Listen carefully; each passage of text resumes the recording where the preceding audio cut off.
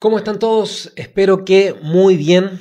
El día de hoy voy a leerles un texto que escribí sobre el uso del velo en la liturgia. Eh, es un tema delicado, por lo que quiero tratarlo con el respeto mayor posible y que entendamos que no voy a hablar de esto como una imposición legal ni moral. O sea, no estoy haciendo un juicio moral, ni estoy haciendo algún tipo de imposición legal sobre nadie, porque la Iglesia no lo ha hecho, ni creo que lo vaya a hacer. Pero es para que entendamos el misterio de esto y entendamos la riqueza y la belleza que hay detrás de todo esto, mucho más allá de los legalismos y moralismos.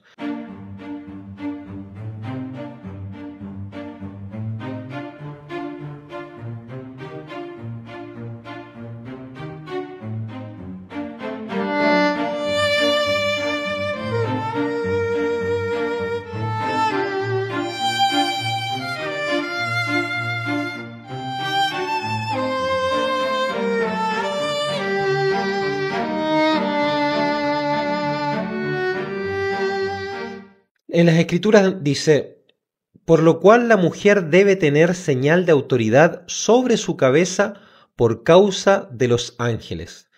Esto es en Primera de Corintios, capítulo 11, versículo 10. Recuerden esto, por causa de los ángeles. Es importante porque van a ir viendo que se va a tocar este tema de los ángeles más adelante y cómo está todo relacionado. Bueno, pasajes como estos suenan bastante oscuros para el lector contemporáneo.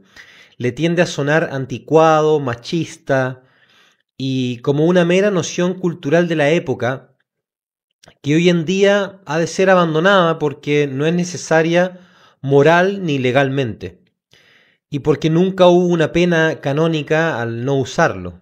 Pero esto solo muestra el espíritu de la época, del hombre desacralizado y desvinculado de su propia cosmovisión, desmembrado de su propia historia y su propio contexto. Este pequeño texto pretende iluminar algunos entendimientos respecto de la velación, su rol cósmico y el porqué de las palabras del santo apóstol. En Génesis 3, versículo 7 dice: en ese instante se les abrieron los ojos a los dos y se dieron cuenta de que estaban desnudos. Entonces tejieron hojas de higuera y se cubrieron con ellas. Esta es la primera vez que vemos a los seres humanos siendo cubiertos físicamente con algo ajeno a ellos. Para entender este pasaje debemos comprender un pasaje anterior que nos va de a poco revelando de qué se trata todo esto. En Génesis 2, versículo 25 dice: estaban ambos desnudos, Adán y su mujer, y no se avergonzaban. Tanto Dios en sí mismo, tres personas en relación, Dios con nosotros, la naturaleza misma entre sí y las sagradas escrituras son altamente relacionales, por lo que siempre debemos entender estas cosas relacionalmente, no solamente en el contexto histórico, sino que con una apertura relacional a múltiples niveles al unísono. Porque si nos cerramos solo a contextos históricos, quedamos atrapados en la arbitrariedad personal de elegir nosotros dentro de cuánto tiempo podemos declarar un contexto y diferenciarlo con otro, ¿cierto? O sea, son 5 años, dentro de 5 años, 10, 20, 35, con 5 meses. ¿Cuál es el contexto histórico? O sea, dentro de qué marco yo puedo decir, esto es un contexto histórico, se acabó y ahora este es otro contexto histórico. Entonces, las escrituras, al ser la palabra de Dios, exceden esto. Vemos que la diferencia que hay entre ambos pasajes del Génesis está vinculado a la relación de los hombres con Dios y entre sí. Cuando estaban cubiertos por la gloria de Dios, por la autoridad de Dios, entonces su desnudez no era algo hostil, sino una apropiada relación con Dios y entre ellos. El hombre, que es quien nombra a los animales, ¿cierto? Quien desde arriba va dando las identidades en términos más contemporáneos. Y la mujer, que es quien escucha, ¿cierto? La mujer escucha a la serpiente. El varón con su rol activo y dador de identidad y la mujer con su rol pasivo, perceptivo y receptivo de la identidad. El varón quien da la semilla desde arriba y la mujer quien la recepciona, la vela y la nutre. El hombre a la cabeza, la mujer al corazón. O como dicen algunos, el hombre es la cabeza y la mujer es el cuello. Y ambos costilla a costilla, o sea, al mismo nivel de dignidad, costado a costado, a la contraparte, como dicen en las escrituras. Eso de ayuda idónea, cuando dice que se creó una mujer, una ayuda idónea para Adán, dice más bien, es como una especie de, se creó una contraparte, alguien a la contra, pero en buen sentido, como una contraparte que se complementa. Bueno, ambos costilla a costilla, uno a la cabeza, otro abajo, bajo la autoridad de Dios Altísimo. Dios habla desde arriba, ¿cierto? Esta noción de arriba abajo la vamos a ver porque las escrituras hablan así. Es Padre nuestro que estás en los cielos, ¿cierto? Ahí arriba. Dios habló desde arriba con su autoridad a Adán y le dijo: mas del árbol del conocimiento del bien y el mal no comerás, porque el día que comieres de él, ciertamente morirás. Esto es Génesis 2, versículo 17. Luego la mujer fue creada y luego de escuchar a la serpiente, ésta le declara tener conocimiento de lo que dijo Dios. O sea, cuando la serpiente la tienta, ella le dice lo que se le había dicho a Adán, ¿cierto? Por lo que asumimos que fue su esposo quien, siguiendo el mandato divino y siendo él el llamado a dar identidad, a nombrar desde arriba, cooperando con Dios, quien le dijo a ella esta verdad. Pero la serpiente le dice a ella: no moriréis. Antes bien, sabe Dios que el día que comiereis de él, se os abrirán los ojos y seréis como dioses, conocedores del bien y del mal. Esto es Génesis 3, versículo 4 al 5. Una vez que la mujer asiente y luego incita a su esposo a asentir, y éste acepta seguir esa línea de comando, se desordena lo que Dios había ordenado. La mujer pone por encima de ella a la serpiente, y no a Dios, ni a su marido, ¿cierto? Y ésta se ubica sobre Adán, sobre el varón. Se invierte el orden de la autoridad. Lo de abajo se pone arriba y lo de arriba abajo. Y este desorden lo vemos así invertido cuando vemos que Dios pide cuenta a Adán. Y este culpa a Dios y se cubre con su esposa. Dice Adán: la mujer que me diste por compañera me dio del árbol y comí. En Génesis 3, versículo 12. O sea, fíjense en este detalle.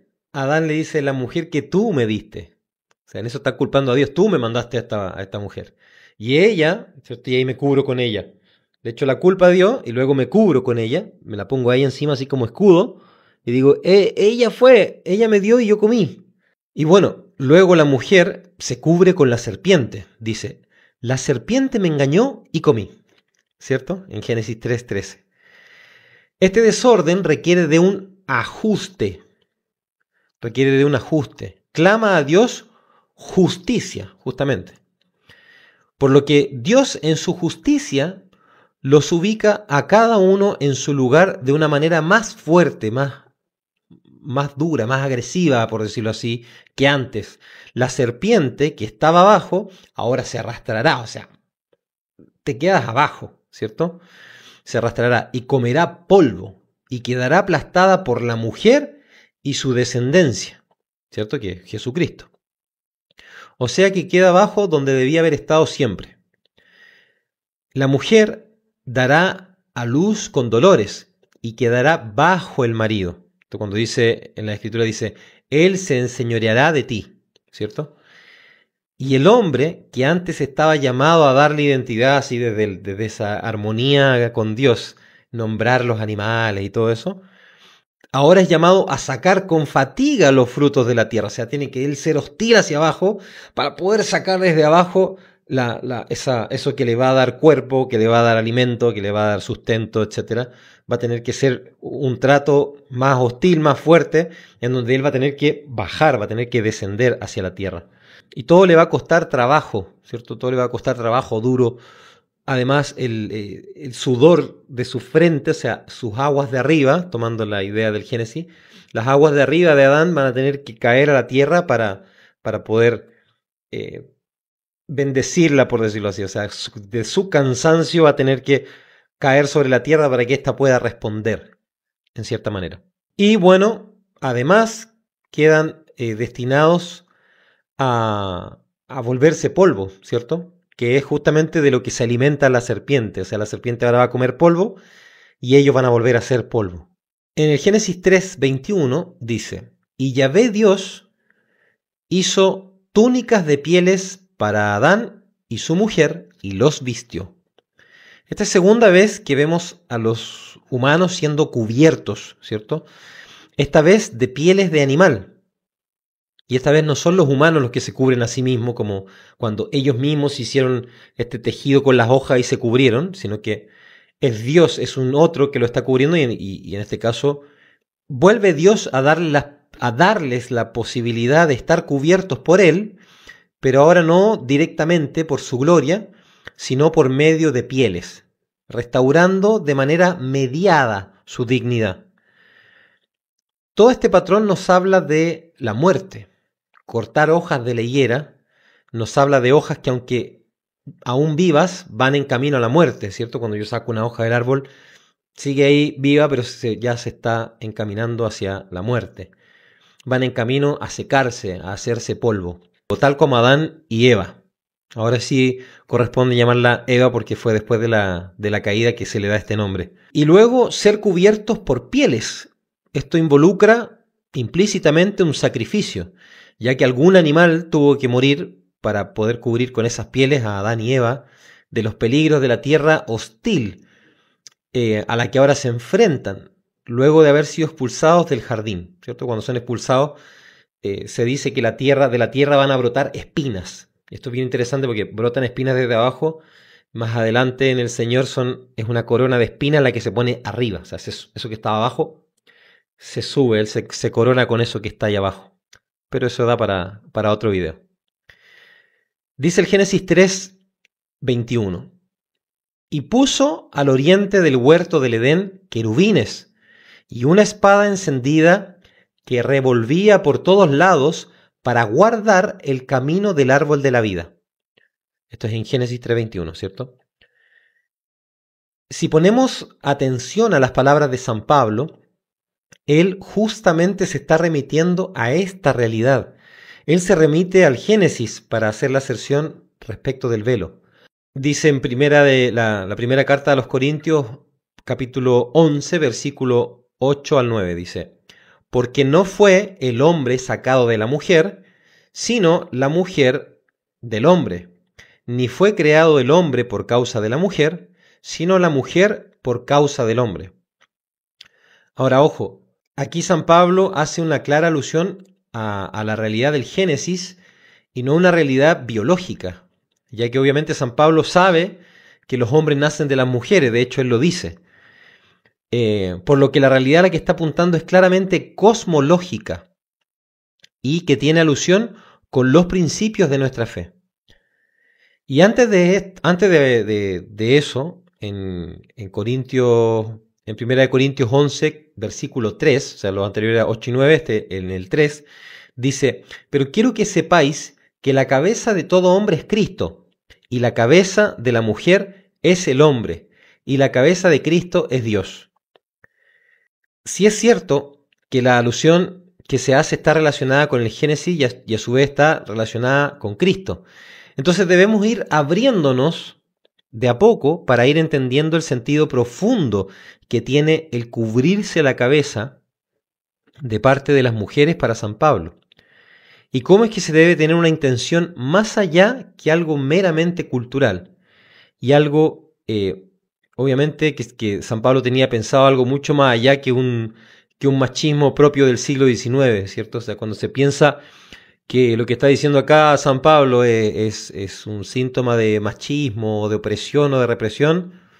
Es medio extraño porque esas tendencias fueron tendencias de siglos más contemporáneos a nosotros y no podemos aplicarle esa visión al cómo estaba hablando el santo, y siendo que él estaba hablando de realidades eternas, ¿cierto? De realidades espirituales, por eso habla del tema de por causa de los ángeles.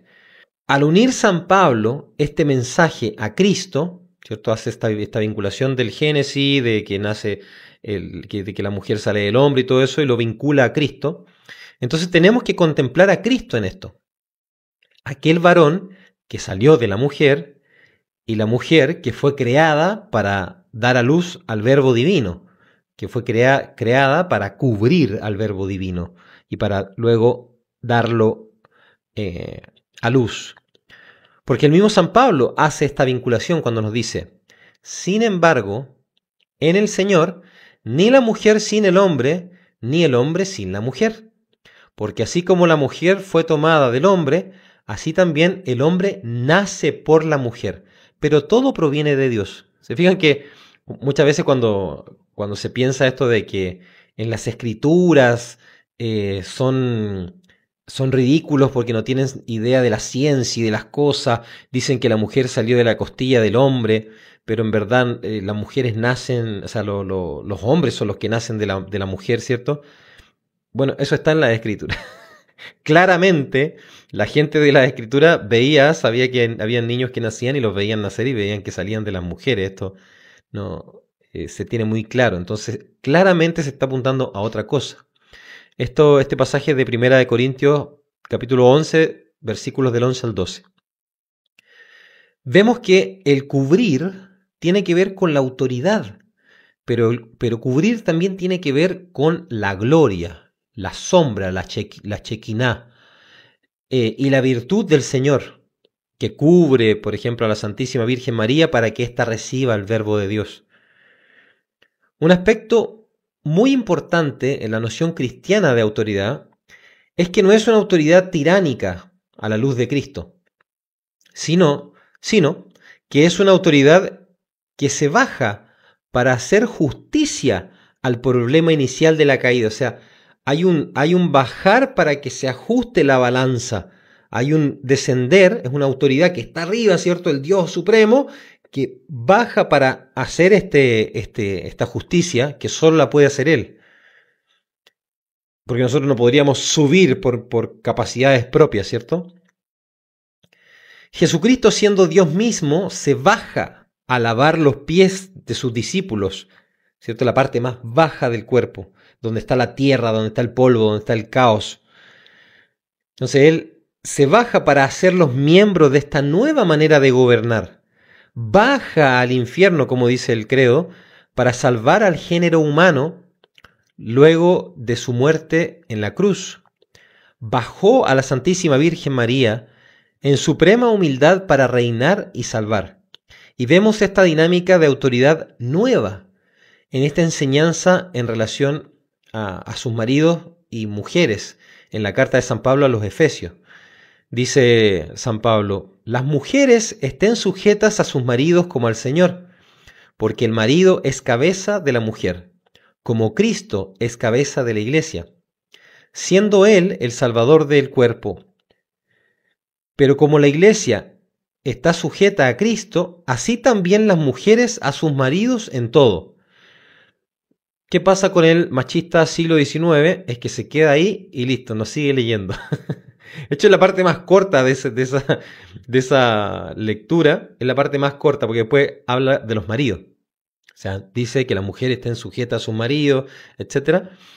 Pero luego dice lo siguiente, dice: maridos, amad a vuestras mujeres como también Cristo amó a la Iglesia y se entregó a sí mismo por ella, para santificarla, purificándola en el lavamiento del agua por la palabra, a fin de presentársela a sí mismo Iglesia gloriosa, sin mancha, ni arruga, ni cosa semejante, sino santa e inmaculada. Así también los maridos deben amar a sus mujeres como a sus propios cuerpos. El que ama a su mujer, a sí mismo se ama, porque nadie aborreció jamás su propia carne. Antes la sustenta y la abriga, como también Cristo a la iglesia. Se fijan, la sustenta y la abriga. Porque somos miembros de su cuerpo. Por esto dejará el hombre a su padre y a su madre y se unirá a su mujer y serán los dos una sola carne. Grande es este misterio, mas yo lo digo respecto de Cristo y de la iglesia. Carta a los Efesios, capítulo 5, del versículo 22 al 32. Si hemos ido poniendo atención, vemos que aquí San Pablo nuevamente vuelve al Génesis, ¿cierto? Cuando dice esto de por esto dejará el hombre a su padre y a su madre y se unirá. Vuelve al Génesis, ¿cierto? Capítulo 2, versículo 24. Y a su vez vemos que ilumina la situación de la caída y la resolución en la salvación de Cristo, porque explica que básicamente la razón por la que el hombre le va a tocar trabajar y destruirse el lomo para conseguir comida y todo eso es justamente al servicio de su esposa. Es para cubrir a su esposa, cubrirla con un hogar, cubrirla con ese sustento, con ese abrigo, ¿cierto? Como dice, porque nadie aborreció jamás su propia carne, antes la sustenta y la abriga, ¿cierto? Es para eso que el marido trabaja y todo eso. Es el modo en que Cristo hace esa justicia. Nos llama a nosotros a participar con Él en esa dinámica y en ese reinado. El marido ha de ser un nuevo Cristo y sacrificarse por su esposa, por lo que éste bajará, tal como Cristo bajó. Ahora por su esposa, voluntariamente, no para esconderse de Dios como lo hizo Adán en el Génesis, ¿cierto? O sea, no va a bajar para ponerse ahí detrás de la esposa. Ella me dijo, y tú tienes la culpa. No es eso, sino que baja justamente para sacar frutos y para nutrir a su familia y cuidar a su esposa y defenderla, etcétera, salir a, qué sé yo, a cazar, a las guerras, lo que sea que viniera, le toca eso al varón, para ser un imitador de Cristo. Entonces, no para esconderse, sino para dar gloria a Dios, y con la gloria que Él está cubierto ahora por actuar así, cubrir a su esposa con su sacrificio, para presentarla inmaculada frente al Santísimo, y no para ser un tirano sobre esta. Por lo que San Pablo no tiene en mente una idea machista de autoridad, sino una idea sacrificial de amor. Ahora, pareciese difícil ver por qué la mujer debe cubrirse para dar señal de autoridad a su marido por causa de los ángeles, y por qué no se vela el hombre también, ¿cierto? Bueno, para esto debemos contemplar otros aspectos del Génesis y de la naturaleza humana. Sin olvidar todo el tema hablado sobre lo velado, lo cubierto, la autoridad, la gloria, ¿cierto? Este tema de la autoridad, de la gloria, lo cubierto, la sombra, se da en el Antiguo Testamento cuando se cubre a los hebreos, ¿cierto? Se cubre con con este pilar de fuego, con esta nube que los cubre, esta gloria que siempre está sobre ellos, que está sobre el arca y que luego está sobre la Santísima Virgen María cuando llega el Espíritu Santo y se da la encarnación del Hijo de Dios. Está siempre presente este cubrir, esta ornamentación, que tiene que ver con la gloria. Todo lo que es la ornamentación, lo externo, lo más marginal, tiene que ver con glorificar. Por eso que la mujer es gloria del marido, dice en la Escritura, es gloria del hombre, porque ella es la última que se crea. Pero en la dinámica cristiana, lo último no es lo más malo. Los últimos serán los primeros, dice el Señor. Entonces, lo último no es lo más malo, es con lo que se corona. Es como, ahora tenemos al rey, ¡pum!, le ponemos esto y lo más bello, las joyas, todo eso que sale un montón de veces en la Escritura, este tema de las joyas, de cubrir de la Nueva Jerusalén, de oro, de todo eso. Todo eso es la parte final, es para dar gloria, ¿cierto? De hecho, esto es una tela de un velo, esto no es un velo terminado, pero si vemos esto, ven que tiene estas texturas estas figuras como de flores y de plantas y de todo eso. Siempre tienden los velos a ser así justamente porque manifiestan eso, la gloria del Señor. El ornamento, por decirlo así. Bueno, San Pablo en esa misma carta a los Corintios, ¿cierto? Nos cuenta que la mujer tiene un pelo que le sirve como velo. Lo que pareciese decir que finalmente velarse es simplemente dejarse el pelo largo, ¿cierto? Pero no. San Pablo apunta claramente a una señal de autoridad por causa de los ángeles, y no meramente la noción del velo natural que Dios le dio a la mujer. Este aspecto es el que nos apunta de manera muy hermosa y sutil el por qué la mujer es la del velo y no el varón. O sea, San Pablo nos va apuntando de manera muy hermosa por qué es la mujer la que se vela y no el varón. Entonces, con esto del pelo nos hace ver, hay algo en la mujer que es propio de ella, no es propio del varón. A la mujer Dios le daba el pelo, a la mujer le crece más el pelo, a la mujer el Señor la cubre y le da un velo natural. Está aludiendo a un aspecto de la naturaleza, al modo en que se realiza la naturaleza en la mujer, que no es igual que en el hombre. Entonces es muy bello y muy sutil como San Pablo lo presenta acá. Entonces, San Pablo apunta al modo distinto en que la mujer realiza la naturaleza humana, que justamente no es el mismo modo que el del varón.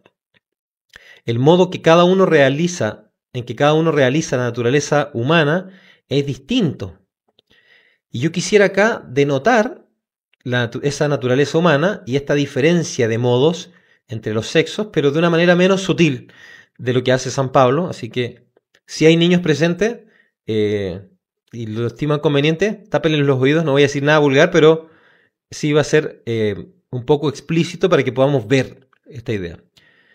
Cuando una mujer está embarazada, es ella quien con su piel, con sus entrañas, con su cuerpo, funciona como un velo que protege al bebé del ambiente hostil de afuera, ¿cierto? Se repite el Génesis, esto de cubrir con pieles, como Dios lo hizo, pero esta vez cubrir al bebé de esas espinas de la tierra, del sol, del aire, de todas las cosas que serían muy hostil para que el bebé pueda crecer. Entonces, es ella quien vela, la mujer vela a la vida en la intimidad de su ser.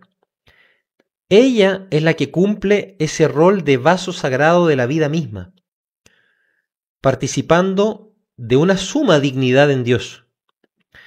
Y ahora, siendo un poco menos sutil, es la mujer quien cubre a su marido en la intimidad de sí. Ella cubre al marido en la intimidad.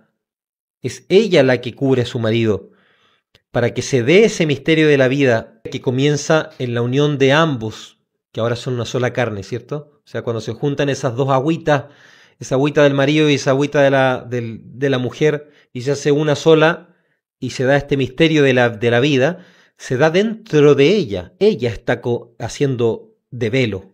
Ella es la gloria de la mujer, del varón, ¿cierto? San Pablo apunta a la noción del velo natural, el pelo, y apunta a la señal externa de autoridad, un pelo que se pone sobre la cabeza. Entonces habla de dos velos. Habla de un velo natural, que es el que crece, que le da Dios, que manifiesta este modo distinto de realizarse la naturaleza humana en la mujer que del varón, y además habla de un velo que se pone sobre la cabeza, que es una señal. Esto último, dice el santo, es por causa de los ángeles. Y esta es la parte más importante que elimina la noción de que esto es meramente una cosa cultural y temporal. O sea, cuando dice, bueno, esa era costumbre de antiguamente, la gente se ponía velo y punto. Y eso es todo lo que esto significa. No tendría por qué tiene que ver los ángeles entonces, que son seres espirituales que no están entrampados en una época del tiempo ahí y después, se les pasó el tiempo y no pueden funcionar del modo en que funcionan. No, por algo nos une esta situación a lo angelical, porque justamente hay una relación con el mundo espiritual en esto. Variados santos padres de la Iglesia interpretaron esto a múltiples maneras. Está el Papa Lino, Tertuliano, San Clemente, San Juan Crisóstomo, San Ambrosio, que hablan de este tema del velo. y unos lo vinculan a Génesis 6, del 1 al 4, y al cuidado que hay que tener respecto de los ángeles rebeldes que gustaron de las hijas de los hombres. En este sentido, el velo cubre a la mujer para evitar las tentaciones en otros varones respecto de ella y que se generen desórdenes entre varones y mujeres. Cuando uno va a una liturgia de corte más tradicional donde la mujer usa velo, por tradición usan el velo, se da esta situación en donde, y se visten más modestamente, se da esta situación en donde no hay espacio para, oye, le miré el cuello, le miré la espalda, las piernas, no sé qué, tenía... No se da ese espacio porque la ropa misma con la que se está vestido, o sea, con la que se está vestida, cubre, protege de eso. O sea, es como, es una armadura. Es una armadura para que digamos, no, venimos acá a enfocarnos al Señor. Usted no me mire a mí, no me... nada. Yo aquí me tapo, yo tengo a mi marido, tengo a mi padre, tengo a mi sacerdote, tengo a mi obispo, me cubro. Y en eso muestro ese que entiendo el orden de sometimiento. No me interesa desordenar y ayudar con ningún desorden, ¿cierto?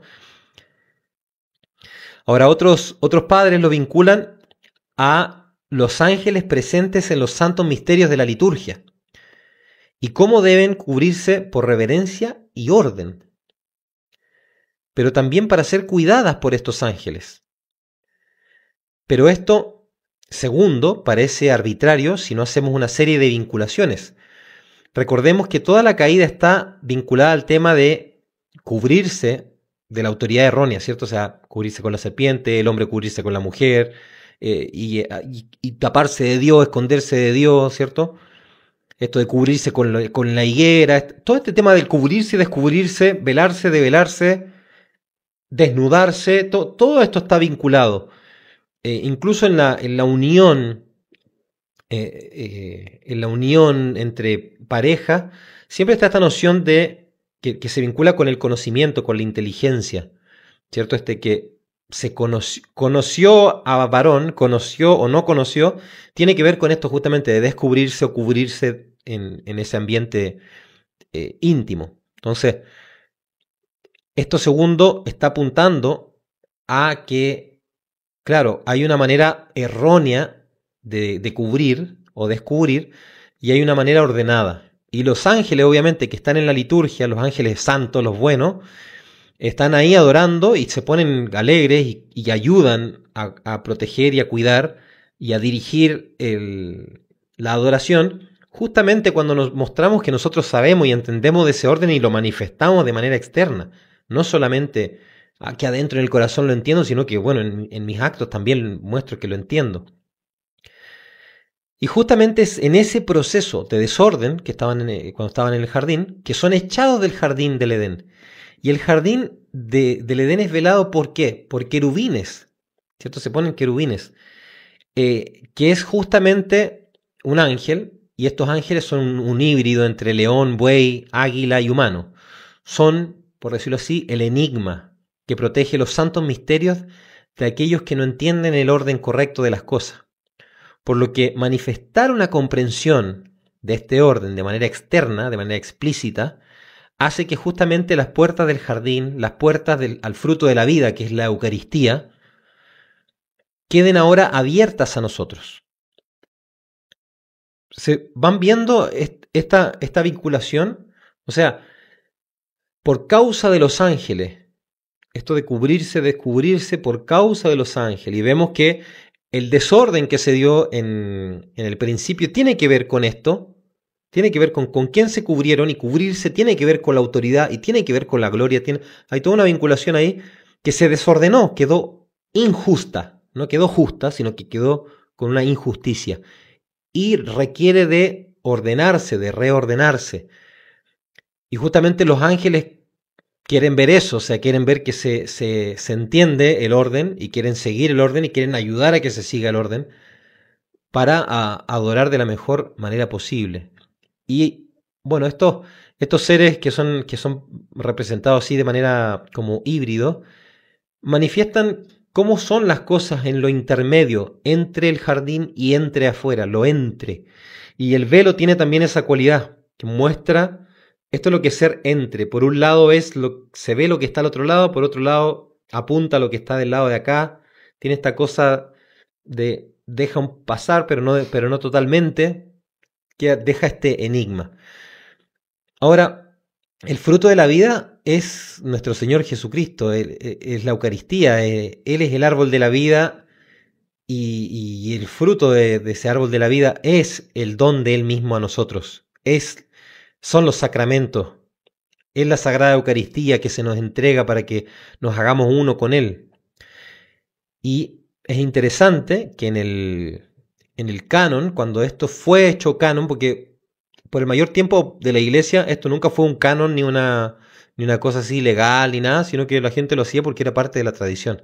Pero cuando se puso en un canon, que duró muy poquito como canon, decía lo siguiente: las mujeres, sin embargo, deben tener la cabeza cubierta al asistir a los ritos sagrados, especialmente cuando se acercan a la Sagrada Comunión, y deben estar vestidas con modestia, de modo que no cause escándalo. Entonces, primero, la primera parte, cuando se acercan a la Sagrada Comunión, porque se están acercando al árbol de la vida, se están acercando al jardín del Edén, tienen que pasar por los ángeles, ¿cierto? Tienen que pasar por ese enigma, resolverlo, y para poder entrar a esos misterios verdaderamente. Y el de estar vestidas con modestia para no causar escándalo. Ahora, escándalo a modo, escándalo teológico, no un escándalo como se piensa hoy en día en términos modernos. Escándalo significa piedra de tropiezo, o sea, alguien que me facilita el caerme, que no me ayuda a mantenerme en pie, que no me ayuda a estar haciendo las cosas, sino que facilita que yo me caiga. Por ejemplo, Eva, en su momento, fue piedra de tropiezo que ayudó a propiciar la caída, obviamente con culpa incluida de Adán. O sea, no porque uno sea, porque uno cause escándalo, el otro no tiene nada de culpa. Esto no funciona así. Pero la idea es no ser piedra de tropiezo, o sea, no ser quien ayuda a que el otro falle, ¿cierto? Y bueno, quiero agregar algunos pasajes del Nuevo Testamento para que con la gracia de Dios se ilumine todo esto con belleza y no con legalismo y moralismo. Fíjense lo siguiente, en San Mateo, capítulo 17, del versículo 1 al 2, dice: 6 días después, esto es importante, 6 días después, estos 6 días de la creación, acuérdense, 6 días después tomó Jesús consigo a Pedro, Santiago y a Juan su hermano, y los llevó aparte a un monte alto, y se transfiguró delante de ellos. Su rostro resplandeció como el sol, y sus vestidos se volvieron blancos como la luz. Vamos viendo que se hace presente este juego de relaciones y rimas que yo decía en un principio, que las escrituras no se pueden leer meramente diciendo cuál fue la intención de ese autor en ese momento, en el contexto histórico de que vivía ahí en el siglo tanto, en el año tanto, sino que se tiene que entender también con una apertura múltiple dentro de cómo el Señor habla más allá en todos los tiempos. Antes de esta escena en el Monte Tabor, nuestro Señor declara todo el porvenir, ¿cierto? Antes de que suceda esto del Monte Tabor, de la transfiguración, se declara que San Pedro va a ser la roca de su iglesia, que morirá Jesús en la cruz, que quien intente detener esto es Satanás, ¿cierto? El opositor de Dios, y que para seguirlo hay que cargar con la cruz propia en Cristo.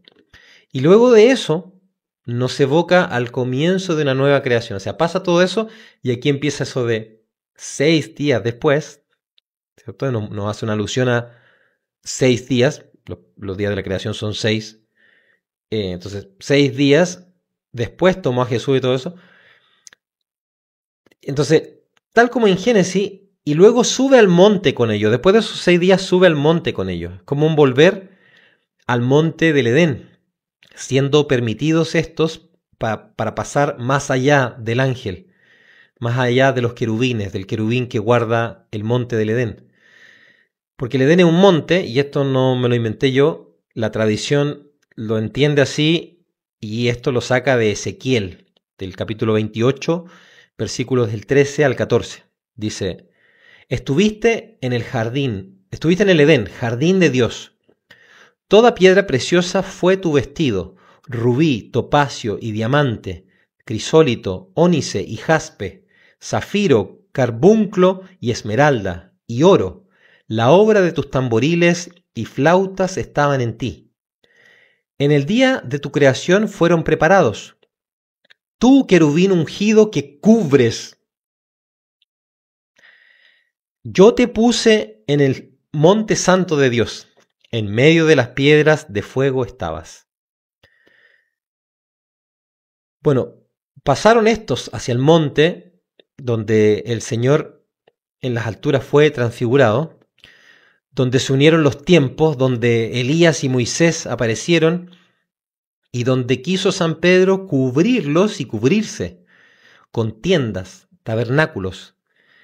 Pero el Señor ya los tenía cubiertos con su gloria, con su nube. Y este mismo estaba cubierto con vestidos, que esta vez no eran vestidos de muerte, sino vestidos transfigurados de vida, vestidos de gloria y divinidad. Es Jesucristo mismo redimiendo el vestido, el velado en sí, redimiendo ahora el uso de los velos y vestidos como algo para dar gloria a Dios y manifestar la dignidad humana en Cristo, y no como algo que nos cubre por estar avergonzados, ¿cierto? Como cuando se cubrieron con la hoja de la higuera. Entonces es una recreación, es un hacer todas las cosas nuevas en Cristo. Estas vestiduras están estela, viene del trabajo del hombre que hace un esfuerzo por unir esto y todo esto, y Cristo toma eso y redime eso, Él redime ese trabajo del hombre, redime ese esfuerzo, redime el cubrirse para que nos cubramos ahora para dar gloria y no para avergonzarnos, ¿cierto? En San Lucas capítulo 1, versículo 35 dice: El Espíritu Santo vendrá sobre ti y la virtud del Altísimo te cubrirá con su sombra, por lo cual también el santo que nacerá de ti será llamado Hijo de Dios. Y también vemos algo, porque esto claro apunta al tema de cubrir, de la sombra, de esto que hablamos de la nube, pero también vemos algo en la Escritura que es muy bello, que se da con la Santísima Virgen, y es el que ella guardaba todas estas cosas meditándolas en su corazón, lo que manifiesta algo importantísimo, que me lleva a la conclusión de este texto, ¿cierto? Guardar las cosas en el corazón es justamente cubrirlas dentro tuyo, en la profundidad de tu intimidad, del aspecto más importante de tu voluntad, de tu inteligencia, de tu saber, de tu conocer, y meditarlas ahí, masticarlas, comerlas, cuidarlas, nutrirte de eso, etc. La autoridad y el orden jerárquico en Cristo no se abandona, sino que se recrea y se reordena al amor sacrificial revelado en la cruz por el Cordero de Dios. El velado viene a ser signo de la presencia del Dios vivo. Signo me refiero no a una cosa que meramente apunta, no.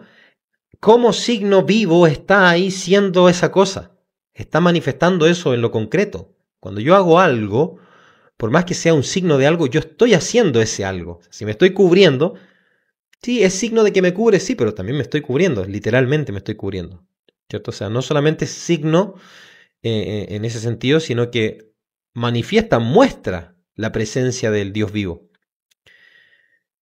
Y podría extenderme respecto a este punto, de cómo el cubrirme es una manifestación de esta presencia divina, porque podríamos hablar del tabernáculo, ¿cierto? Que está cubierto con todas estas telas y con pieles, todo eso, y justamente ahí está la presencia de Dios. O sea, ese cubrirse, ahí está la presencia de Dios. El arca, esta madera que está cubierta con oro, que está cubierta con querubines, bueno, ahí está la presencia de Dios, que de nuevo hace alusión a los querubines del jardín del Edén, hace alusión a la noción de que hay que cubrirse por causa de los ángeles. Todo esto se va vinculando porque es la misma imagen, es la escena como una especie de rima que se va dando a lo largo del tiempo. Y se fijan que hay una jerarquía, hay un orden que no se rompe. Uno dice, no, bueno, ahora, por ejemplo, el velo del templo se rasgó. No, es que ya se rasgó el velo. Sí, pero no desapareció. No dijo, y el velo se esfumó y se hizo aire. No, no dice eso. Dice que el velo se rajó, sí, quedó abierto. El Señor quedó con el costado atravesado, sí. El Señor quedó con las manos atravesadas, sí. Pero siguió con sus manos, sigue teniendo costillas, sigue teniendo corazón. Lo que pasa es que ahora está abierto, pero no desaparece eso. Entonces no desaparece el velo, no desaparece el orden. A los velos con los que se cubren los vasos sagrados en la liturgia, también podemos contemplar eso, o sea, todos los vasos sagrados se cubren, el mismo sacerdote que se cubre con la casulla, las monjas que se cubren con sus velos, o sea, el tema del cubrirse da para largo y da para mucho, porque tradicionalmente también se cubre el sagrario, ¿cierto? Se pone un velito ahí en el sagrario que está abierto, el famoso conopeo. En fin, la velación apunta a la intimidad y al misterio de la vida, a la intimidad del corazón de la Madre de Dios, apunta hacia la sacralidad del aspecto femenino, ese aspecto receptivo, ¿cierto? Y hacia el honor que debe dársele apropiadamente. En mi apreciación personal veo que la Iglesia sacó del derecho canónico esta disciplina porque, insisto, estuvo muy poco tiempo, no recuerdo cuánto tiempo, pero fue muy poco tiempo.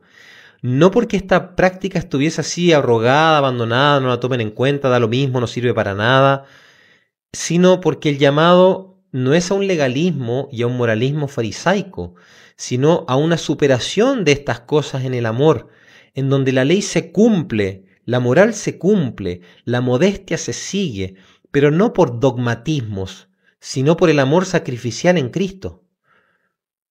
Por ende, el uso del velo no debe considerarse como algo en desuso por razones culturales, ni debe entenderse su uso inicial y tradicional en términos culturales. Tampoco debe reducirse al legalismo, ya que incluso bajo ese canon, el no uso del velo jamás tuvo alguna pena canónica. O sea, no había excomunión a la que no use el velo, no va por ahí el asunto. Ya que, como pueden notar, con este pequeño texto que les presento, el velo está ahí para reordenar nuestra vida a Dios, al Dios del amor, para unirnos en la justicia divina por voluntad propia, para seguir el camino del nuevo Adán, que es Jesucristo, y de la nueva Eva, la Santísima Virgen María, y no por miedo a castigos legales y a penas canónicas. Está ahí para que manifestemos no solo gustos estéticos, ni preferencias litúrgicas arbitrarias y egocéntricas, sino porque el Dios eterno inspiró al Santo Apóstol y a su Santa Iglesia que nos recuerde la dignidad que tenemos en Cristo, y cómo es que en su Santísima Madre vemos la imagen de quien cubrió al Verbo eterno con el velo de su inmaculada carne y su sangre, para que éste nos viniera a nosotros y se sacrificara por todas las generaciones para nuestra salvación. El velo es un espejo de María Santísima, y ella es espejo de justicia que es Jesucristo. Quiero poder alejarme de los legalismos porque veo esta tendencia farisaica muy, muy presente y la veo más como un peligro para el alma, el que estemos todo el tiempo viendo, pero a ver qué dice el canon, ¿puedo recibir la comunión en la mano? ¿Puedo ir vestido como quiera? ¿Puedo hacer esto? ¿Me voy a hacer excomulgado si hago eso? ¿No? Ah, listo, lo hago. Es un poco extraña esa visión. El Sacrosanctum Concilium dice que el latín debe preservarse. Debe preservarse. Salvo en casos particulares. Casos particulares. Acá somos casos particulares, casos extraordinarios, así que... Y la ley me lo permite. La ley me permite hacer esto, así que no voy a estar castigado si no lo hago. El canto gregoriano debe tenerse como modelo, debe tener primacía, pero a salvo que, ¿cierto?, las conferencias episcopales decidan que, mira, podemos hablar con las conferencias episcopales, no hay más gregoriano. Pero la iglesia dice que debe. No, pero yo me manejo aquí desde lo legal, ¿cierto? Veo las leyes, los legalismos y desde ahí veo cómo sacarme eso encima o cómo usarlo o no usarlo. Ese no es el punto. el Papa, el Papa actual, el Papa León XIV, cuando tuvo una conferencia hace poco con las iglesias orientales, las católicas orientales, les dijo la importancia que tienen ellos en la iglesia porque nos ayudan a recuperar, nos pueden ayudar a recuperar el misterio de la liturgia, la noción de misterio, la noción de que esto va más allá de una cosa de preferencia y utilitarismos.